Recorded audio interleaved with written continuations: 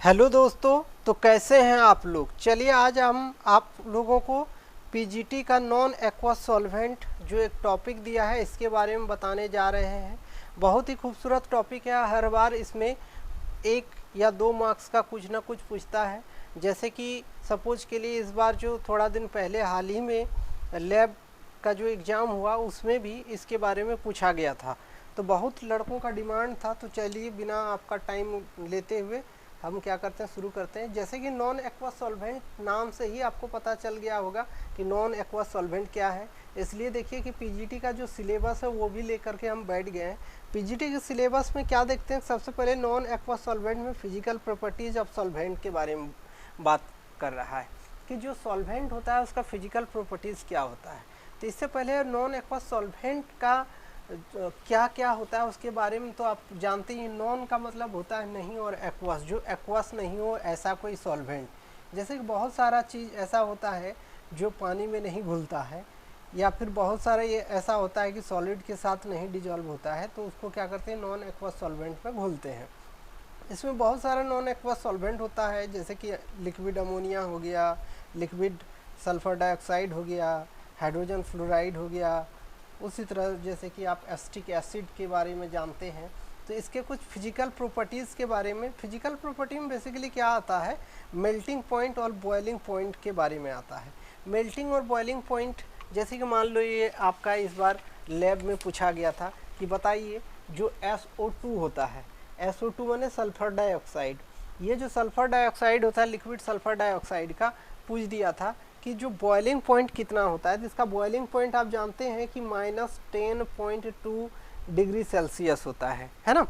किसी के बारे में पूछ सकता है। अच्छा, इसके बॉइलिंग पॉइंट ये हो गया BP। अगर आपसे इससे पूछ रहा है मेल्टिंग पॉइंट कितना होता है, MP मतलब मेल्टिंग पॉइंट कितना होता है, तो क्या बताइएगा। जो SO2 होता है इसका मेल्टिंग पॉइंट -75.5 होता है।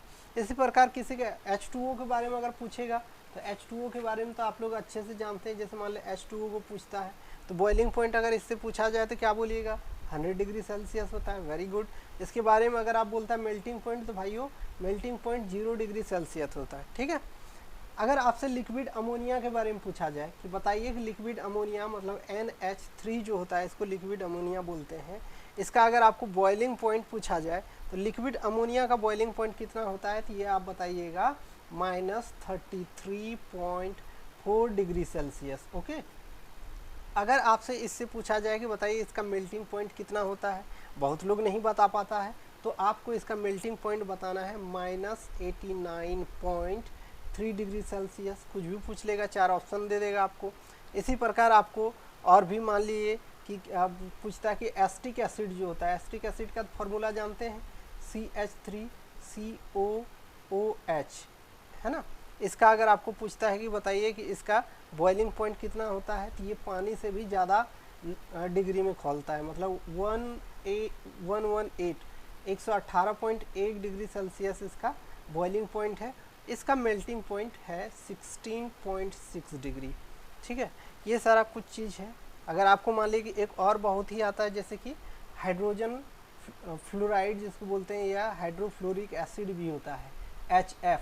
इसका अगर आपसे पूछा जाए कि बताइए कि इसका जो है हाइड्रोजन फ्लोराइड जो है इसका बॉइलिंग पॉइंट कितना होता है, तो ये 19.5 डिग्री सेल्सियस में ये बॉयल होने लगता है, खौलने लगता है भाइयों।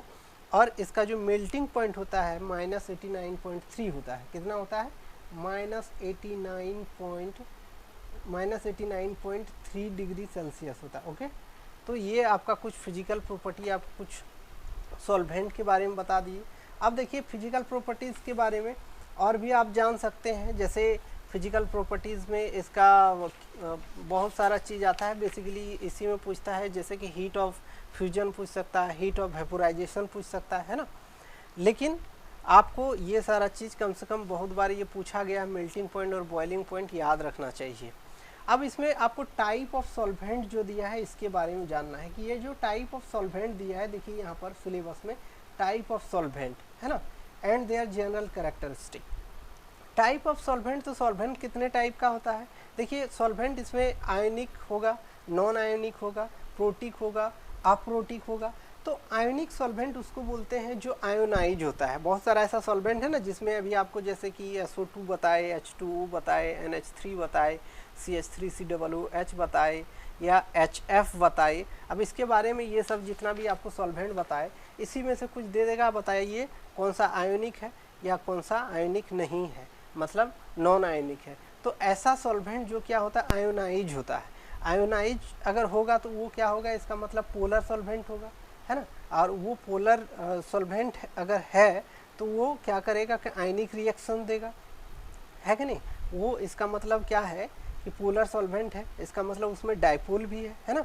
तो इसके बारे में आपसे पूछ सकता है। तो किसको बोलेंगे, जो आयोनाइज होता है उसको आयनिक बोलेंगे, जो आयोनाइज नहीं होता है उसको नॉन आयोनाइजिंग सॉल्वेंट बोलेंगे, ठीक है।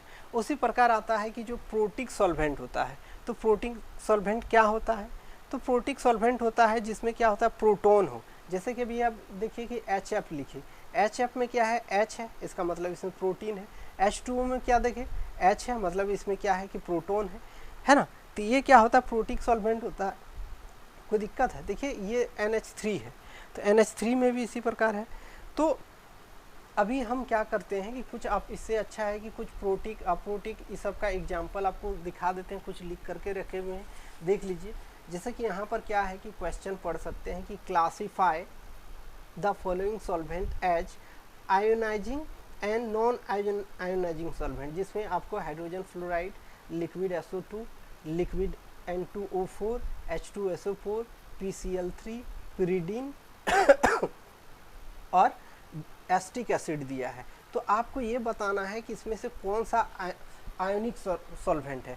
तो अभी आपको क्या बोले कि जो आयोनाइज हो, तो कौन सा इसमें से आयोनाइज होता है। जैसे कि अभी क्या बताया है कि HF है, तो H+ F- में होता है, ये आयोनाइजिंग सॉल्वेंट हो गया, ठीक है, कोई दिक्कत। अब देखिए और क्या देखते हैं, H2SO4, तो H2SO4 भी होता है ना, H2SO4। फिर आप क्या देख सकते हैं, एसिटिक एसिड, एसिटिक एसिड का फॉर्मूला अभी बताएं क्या होता है, CH3COOH। ये सब क्या है, ये आपका आयोनाइजिंग सॉल्वेंट है। जो नॉन आयोनाइजिंग सॉल्वेंट है, तो नॉन आयोनाइजिंग सॉल्वेंट में क्या हो गया, N2O4, ये नॉन आयोनाइजिंग सॉल्वेंट होता है, ठीक है। उसी तरह जो ये POCl3 नॉन आयोनाइजिंग होता है ना।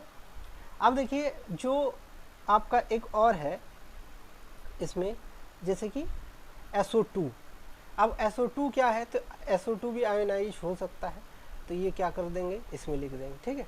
तो ये कुछ आपका क्या हो गया कि एग्जाम्पल हो गया आयोनाइजिंग और नॉन आयोनाइजिंग सॉल्वेंट का। अभी आपको फिर क्या बताया, प्रोटिक और अप्रोटिक सॉल्वेंट के बारे में। देखिए लिख करके रहे, classify the following solvent as जो देखते प्रोटिक एंड अप्रोटिक सॉल्वेंट के बारे में।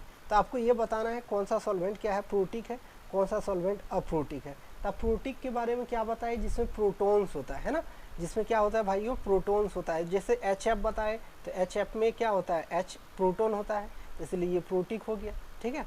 उसी तरह क्या हो गया, H2SO4 हो गया, H2SO4 हो गया, है ना, कोई दिक्कत है, ये प्रोटिक हो गया। उसी तरह अमोनिया हो गया, NH3 है, ये भी क्या है, प्रोटिक है। नॉन प्रोटिक सॉल्वेंट में क्या होता है, C6H6, मतलब ये क्या है, बेंजीन है। SO2 क्या है, ये नॉन प्रोटिक है, ठीक है, कोई दिक्कत है। तो आप क्या कर सकते हैं कि ये जो है लिख सकते हैं। अब देखिए इसमें क्या है कि कुछ केमिकल रिएक्शंस के बारे में बोलता है कि बताना है। देखिए ये आपको बता दी। अब देखिए जनरल कैरेक्टरिस्टिक के बारे में बोलता है। जनरल कैरेक्टरिस्टिक में इसमें क्या क्या कौन सा इसमें गुण होता है, मतलब किसके किसके साथ ये रिएक्शंस करेगा, जिससे reactions in non aqueous solvent with reference to liquid ammonia NH3 और SO2। तो इसका भी कुछ क्या किए हैं कि एग्जाम्पल लिख करके रखे हैं। बहुत ही अच्छा एग्जाम्पल है, देखिए और सॉल्व करिए, आपको कहीं पर नहीं मिलेगा। और क्या करिए भाई, सब्सक्राइब भी कर दीजिए।